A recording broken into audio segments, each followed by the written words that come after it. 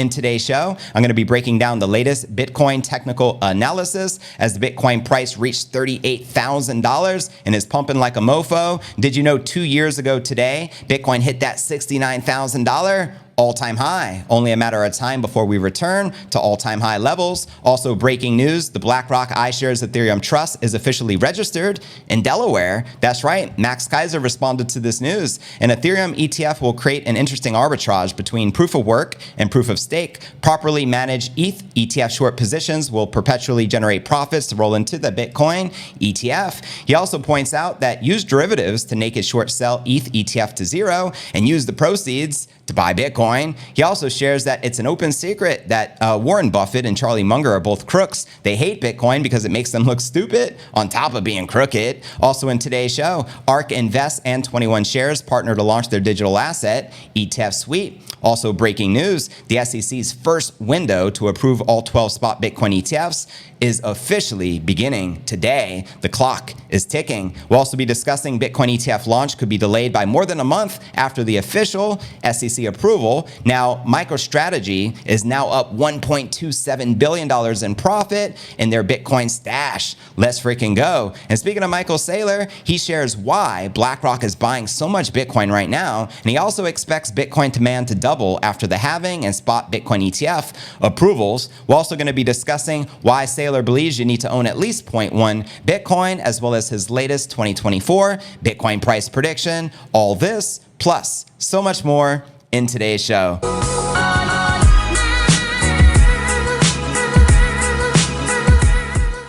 Today's episode is podcast episode 1456. I start to lose track because we have so many damn episodes, but nonetheless, it's November 9th, 2023, and this is the best Bitcoin price action we have seen in the past 18 months, so definitely we should celebrate. Let's check it out here. We can see on Coin360, we got Bitcoin trading above 36,300, up 1.6% for the day. Ethereum has been breaking out on the back of the news of the BlackRock ETF for Ethereum. It's now up 6% and back above 2,000, which we haven't seen in a very long time.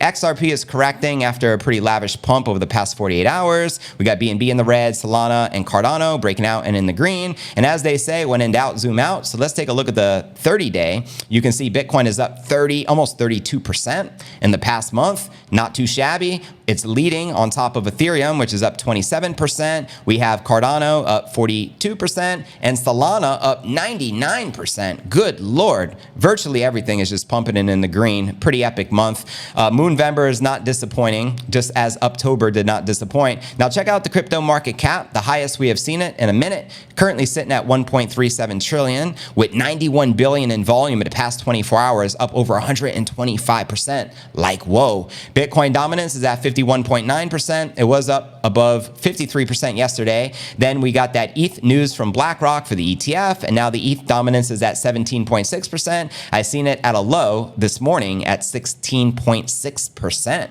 So there you have it. And checking out the top 100 crypto gainers of the past 24 hours, Hobby token is up 16%, trading at $2.79, followed by Kaspa up 15%, trading at 8.5 cents, followed by Thorchain up almost 15%, trading at $3.82.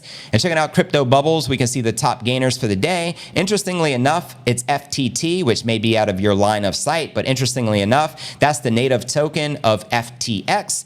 The scam coin, why is that leading the pack? That's a little alarming. And if we look at the top gainers for the past month, FTT is up 80%. Good Lord. Rune is up 126%. eHex is up 170%. Massive gainers in the market. Chainlink is doing its thing, up 91%. Solana's up 96%. Pepe 87%. Virtually every single major crypto is in the green for the month, and substantially, many of which are, up 100% plus. You know what I mean? EGLD up 74%. Gotta love it. Respect the pump. And checking out the Crypto Greed and Fear Index shows we're currently rated 69 in greed. Yesterday was a 66, last week a 72, and last month a 50, which is neutral. So there you have it. How many of you are currently bullish on the King Crypto? Please do let me know. But anyways, fam, now let's dive into today's Bitcoin technical analysis. Check out the charts where the Bitcoin price action is likely to go next. Check this baby out. Bitcoin may have tapped 37 Gs for the first time in 18 months, but traders are getting suspicious of the Bitcoin price action. Here you're looking at the Bitcoin 1-hour candle chart. Now, after snap overnight gains, Bitcoin attempting to crush resistance on the way towards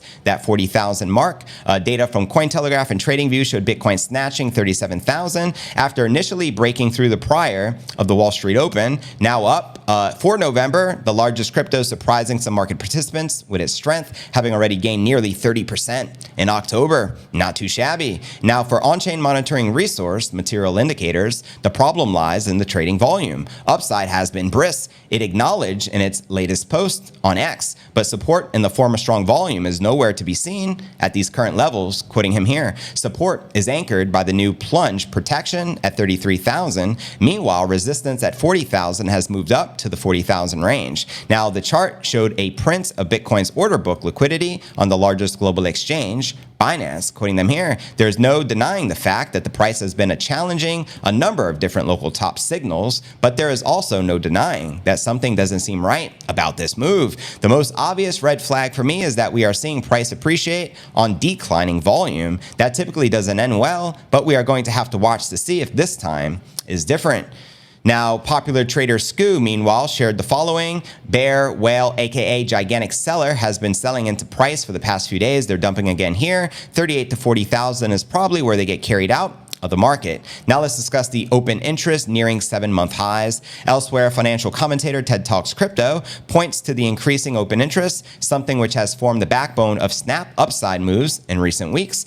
Quoting them here, market heating up again, 15,000 Bitcoin open interest added in the past 10 hours. That's about 525 million US dollars worth. The vibes are slowly returning. You're damn right. Now, per data from CoinGlass, the total Bitcoin futures open interest stood at more than 17 billion, the highest value since mid-April. Quoting them here, during the bear, the market fades these open interest impulses. A predatory ranging environment will know if full bull time when the market ignores this and trends higher on the higher open interest, something to watch in my opinion. So there you have it. Now check this out. Exactly 2 years ago today, how many of you were in Bitcoin 2 years ago today, which would have been November 9th, 2021? Well, Bitcoin hit 69,000, which is the current high. A new all-time high is just a matter of time, especially as we enter 2024, year of the bull, fam, year of the halving, ETF. You know what I mean? We have supply shock in the exchanges, very minimal amount of Bitcoin available left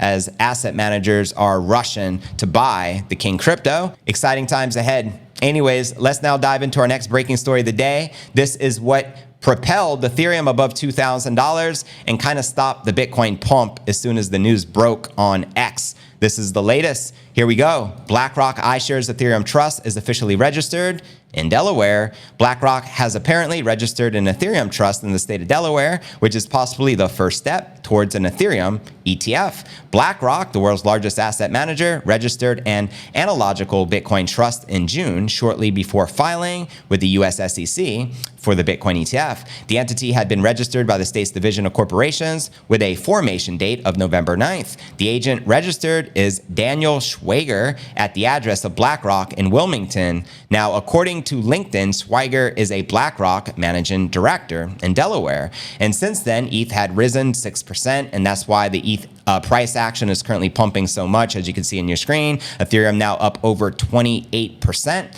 on the month, and on the daily, you can see it's still up 6.4%, trading above $2,000 and one of the top gainers currently. So how many of you are bullish on ETH? Do let me know. Love to read your comments right down below. But anyways, I'll be keeping you up to date with the latest. Now, Max Kaiser responded to this with an interesting tweet.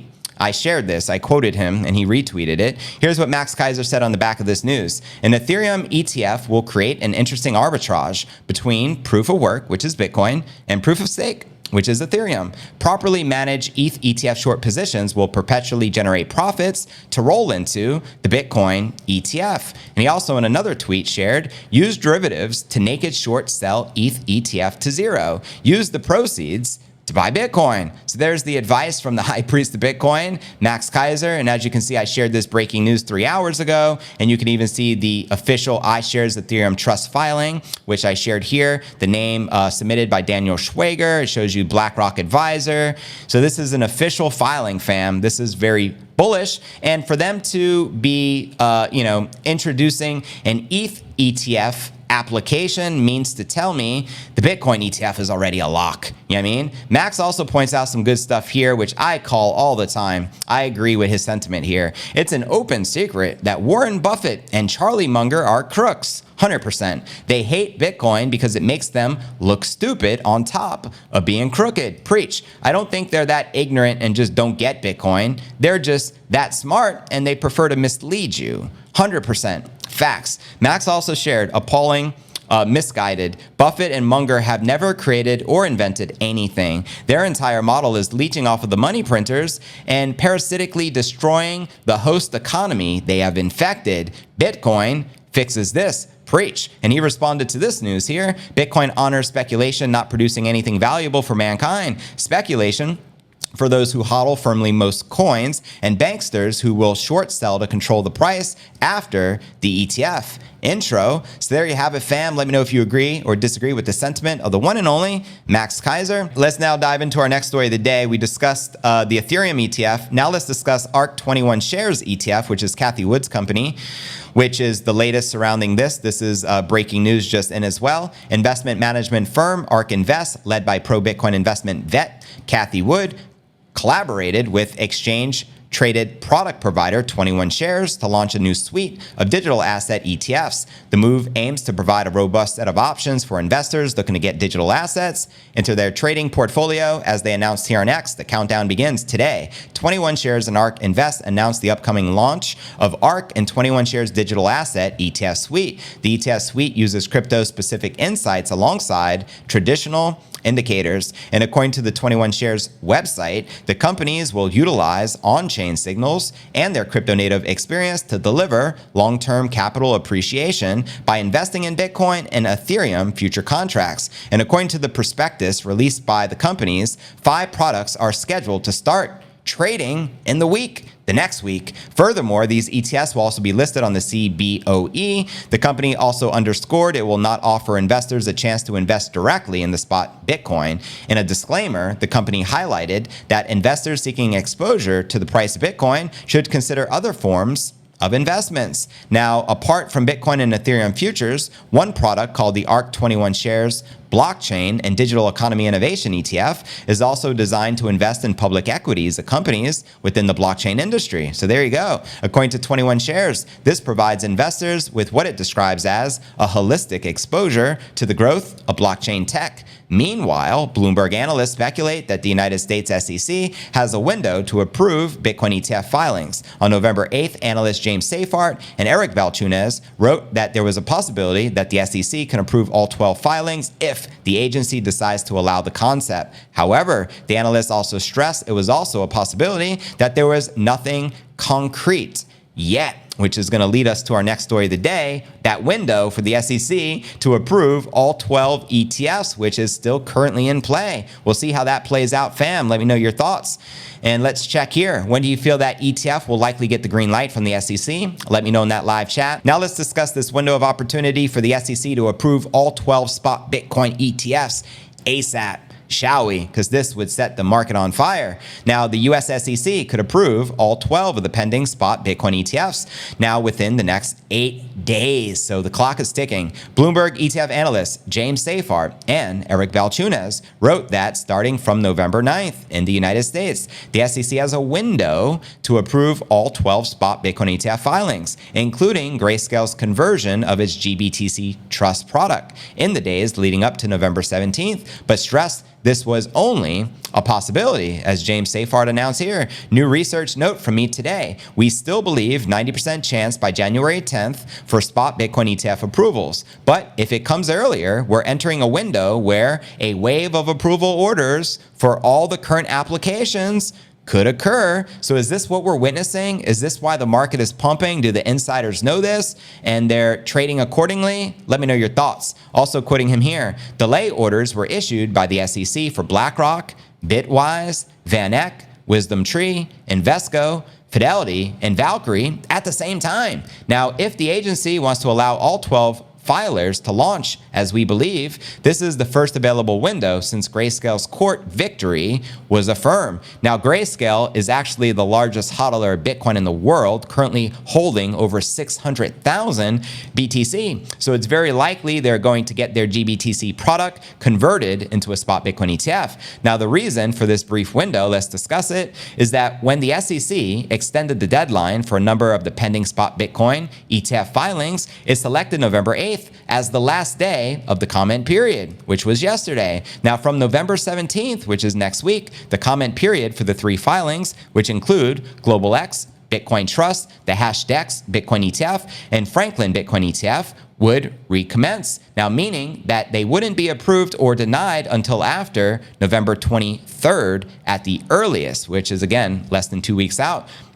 Now, while the window for accepting all 12 filings ends November 17th, so mark that date in your calendar, Safeart added that the SEC could technically make a decision on 9 of the 12 apps anytime before January 10th. Now you can see all the issuers here. You can see the dates, the deadlines. Also, interestingly enough, Gary Gensler of the SEC launched a video on X the other day as a precursor, pre-framing of a spot Bitcoin ETF. So one of the top analysts are expecting Bitcoin ETF approval this week. And while the approval of a spot Bitcoin ETF is in no way guaranteed, both Safeart and Balchunas, who are the top experts when it comes to ETFs, predict a 90% chance of an approval sometime before January 10th next year. Interestingly enough, that's also the deadline for the SEC to respond to ARK 21. Now let's discuss more deeply Grayscale in talks with the SEC over their GBTC conversion for the spot ETF. While market pundits eagerly await the SEC decision, crypto asset manager Grayscale had reportedly indicated discussions with the regulator concerning its application to convert its trust product GBTC into the spot ETF. And according to a November 9th report from CoinDesk,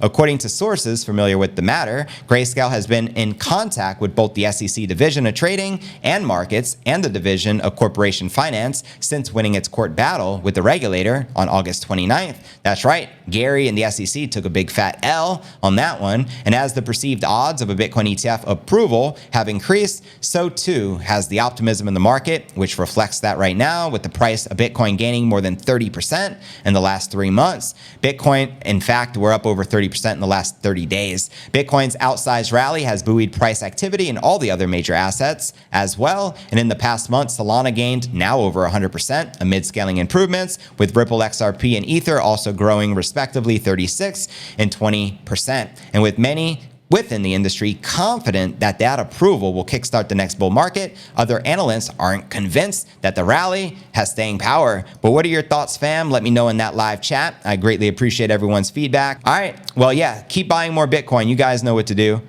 Let's continue with the news. We still got a lot to share, all ETF related, obviously.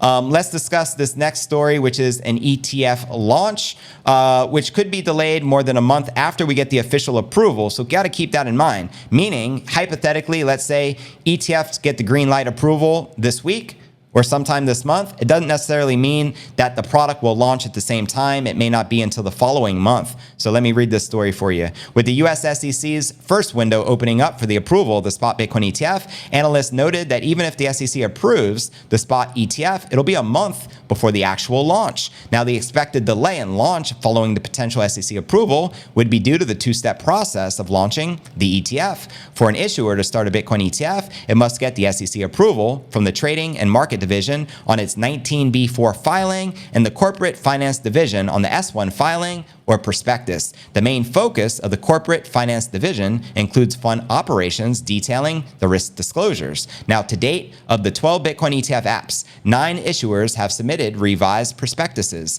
showing they have communicated with corporate finance. Market analysts believe the Bitcoin ETF launch may get delayed if the SEC approves the 19B4 approvals before the prospectus stocks are signed off. Now, Bloomberg ETF analyst James Seyffert notes that even if the 19B4 is approved, an S1 approval can take weeks or months between approval and launch. As he announces here, with what Scott said, there are 2 paths that need to be completed for an ETF to launch. Even if the 19B4 is approved, the S1s still need to sign off from the Division of Corporate Finance. No sign that's done yet. Possible and even likely there could be weeks or even months between the approval and the launch. So there you have it, coming directly from the ETF expert. Now there is an 8-day window for the SEC, as I mentioned, starting on November 8th, ending November 17th, to basically greenlight the first spot Bitcoin ETF. And as shared here by James Seyfarth, new research note, we still believe 90% chance. So there you have it, 90% chance Bitcoin ETF approval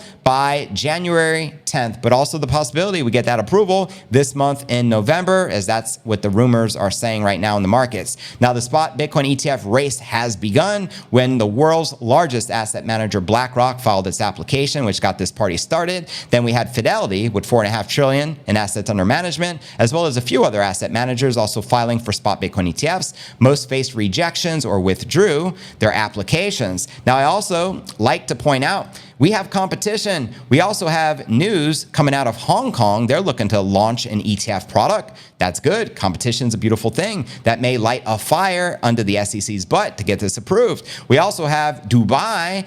There's talks of an ETF being approved over there in the Middle East. So again, Bitcoin game theory in full effect. We have a total addressable market north of $700 trillion, a lot of which may flow directly into the King crypto. So very exciting times. Now we're going to dip into our featured story of the day. Why is BlackRock buying so much Bitcoin right now? According to Michael Saylor. Also the latest from the Giga Chad, his latest predictions and what's going on with MicroStrategy and Michael Saylor. So let's break this down. First and foremost, as you can see here, Saylor's now up $1.27 billion in profit on MicroStrategy's Bitcoin stack. Well done.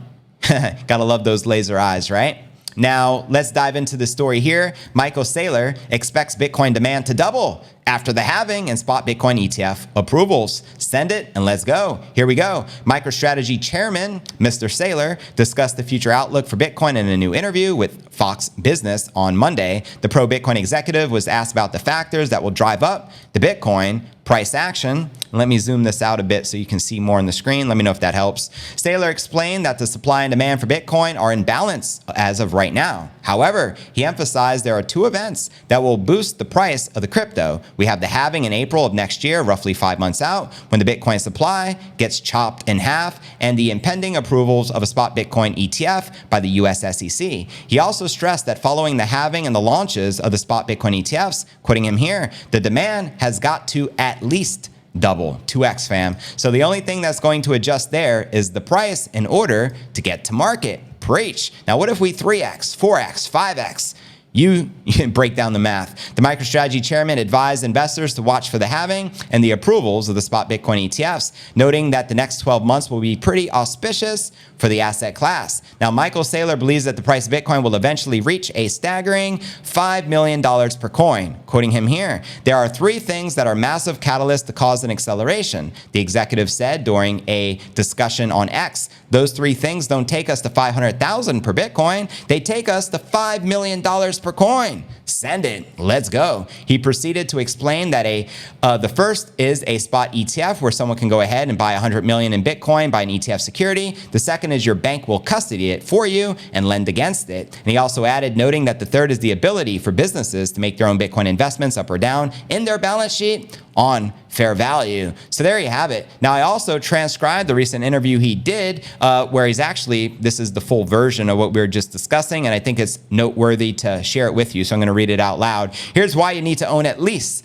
0.1 Bitcoin. The more the merrier. Here, quoting the Giga Chad. I think there are only 3 things relevant right now, and here are those 3 things. Number 1, the halving is coming with 100% certainty, fam. And as far as I can see, most of the selling of Bitcoin is in the market with Bitcoin miners that have to sell in order to pay their electricity bills and pay their debt, expenses, and operating expenses. So that amount of selling pressure is going to be cut in half in just a few months. So we know that's coming. Preach. And then we know there is a spot Bitcoin ETF coming. And when that comes, we plug into Wall Street and the entire banking system. And then finally, that fair value accounting is coming. And when that happens, the objective will go away. And now you're going to introduce this as a conversation into hundreds of boardrooms. This will not move in a week. They move quarterly, but over the course of 12 quarters, you'll start to see company after company looking at this, and you'll start to see a reallocation of assets. And at the end of the day, corporations only hold two assets. Number one, they hold cash and they hold bonds. And so if Bitcoin is available as an asset pari passu to a bond, then you'll see a reallocation from bonds and into Bitcoin. That's when things get exciting, fam. Continuing. And then in the institutional investor side, you've got all of these people holding real estate, holding commodities, holding gold, holding ETF and SP indexes and the like. And if they start to reallocate, and they will, 1%, and 2% and 5%, then you're going to have something that has never happened in the history of the world, which is you've got an ETF on a commodity that is scarce. Preach. Every other ETF in the world is on an asset that is not scarce. It is inflationary. You can make more buildings, you can make more real estate, you can make more gold, you can make more commodities. You can make $4 billion worth of any of those things. The underlying producers produce more of the asset to deflate or to depreciate the price. That's how they control the markets, right? Now with Bitcoin, when $100 billion flows into the spot Bitcoin ETF, there won't be any ability for any producer to produce any more Bitcoin. That's right. We have that finite limited supply. And so you really can't compare it to the spot and ETF of gold, because gold is an inflationary asset and you can't compare it to an ETF on real estate or on bonds or on equity. You really have to say, this is the first time we have ever plugged Wall Street into an asset you cannot produce any more of. Facts. Now, and so nobody knows what will happen except that if you reason from first principles, you know it's got to actually perform better than all the other asset ETFs because the underlying fundamentals are just better. But let me lay out three possible ways to invest into Bitcoin. Number one, if you buy Bitcoin, the underlying asset. The second is if you buy the spot ETF. And the third is you buy MicroStrategy. Okay, we talked about the headaches of buying Bitcoin, the underlying asset. You have to do it on a crypto exchange and put in place parallel custody, compliance, compensation, control system. That's the challenge of that. The closest thing, the most compelling idea for a plain vanilla Bitcoin investment of an institutional investor is you buy the spot ETF. You're getting a 1-to-1 correlation. For $1 million you put in, you're getting $1 million worth of Bitcoin. What's the positive? It's marginal. It's good collateral. I can buy in a second, no money down, and I don't need to build parallel custody control compensation systems. So all of my problems are handled by Wall Street. What's the cost? It's 50 to 100 basis points a year. Pay attention. Okay, so if I charge you 1% per year over the course of 20 years or over the course of your lifetime, it means that I take 20% of the money you invested at 1%. Ouch. So there's a cost. 50 basis points means I get 10% of your money, approximately. But having said it all, I would pay you 50 to 100 basis points in order to be plugged into Wall Street, and it's not a problem. It's a lot better than the alternative, which is to rebuild all of their systems and then finance themselves. So MicroStrategy is not that. MicroStrategy you can think of as a levered long Bitcoin company that pays you yield. Now, how many of you are invested in MicroStrategy? Let me know, fam. Okay, so I'm not going to call it an ETF because we're not a financial company, but we have 4.4 billion plus of Bitcoin and 2 billion plus of debt. And now that figure is probably north of 5 billion, fam. So what we have done is we have levered the balance sheet with debt that costs us about 1.5% interest. So MicroStrategy takes advantage of its position as an operating company to do something that an ETF cannot do. An ETF can't issue junk bonds. An ETF can't issue convertible bonds. An ETF can't do like an ATM, like we can do, and an ETF can't buy Bitcoin with cash flows. So we have a lot of the flexibility as an operating company, and we don't charge that fee. So we have 4.5 billion of Bitcoin, but we don't charge $45 million per year. So the real idea here is, what if I created an investment vehicle that paid you a yield instead of charging you a fee? And what if I was able to borrow money at 1.5% interest? I borrowed $1 billion at 0% interest and bought Bitcoin with it. Where do we get these deals, fam? Anyone know? Let me know, please. I'll take $1 billion with 0% interest any day of the week. Just saying. Anyways, let me give you a theoretical. If you get a 2% yield instead of paying a 1% fee, it's a 60% difference over the lifetime of your asset. So if you have $1 billion invested and you're getting a 2% yield, you're actually picking up $20 million per year instead of paying $10 million per year. So the dynamic of the company is very important. So you can imagine that if I don't charge you a fee, and if I have cheap leverage, the stock and benefit accrues to the common stock shareholders because I borrowed $2.2 billion at 1.5% interest, and I bought Bitcoin with it. So what's the logical theoretical yield of Bitcoin? Is it more than 1.5% per year? Well, let's say it was 15% a year. Then we're scraping 14% positive real yield off of the debt. And so that would be 14% of $1 billion or more, actually 14% of $2.2 billion. That would be $300 million a year that accrues to the benefit of the common stock shareholders. You see, this is the benefit of being an operating company. You can, and we can every quarter, choose what to do. So some quarters we would issue junk bonds. Other quarters we issue convertible bonds. Other quarters we would sell the equity. Other quarters we would just use our own cash. So the answer is there's always going to be a good market and there's always going to be a bad market. There's things you shouldn't do and there are things you should do. So MicroStrategy, to make a long story short, is a bit more complicated than a spot ETF, right? If you want something plain vanilla and simple, that it should basically correlate 1-to-1 with Bitcoin after you pay the fee, then you buy the spot ETF. If you wanted to actually try to outperform Bitcoin like MicroStrategy's outperform Bitcoin, our performance over the course of the 3 years is higher than Bitcoin's performance. So if you want to outperform Bitcoin or outperform the spot ETF, you would do that by accretive financings. Like, for example, if our stock trades at a 30% premium to the underlying assets and we sell $1 billion worth of equity, we actually capture $300 million of accretion of our shareholders. So there you have it, coming directly from the Giga Chad himself. Let me know if you agree or disagree with his $5 million Bitcoin price prediction.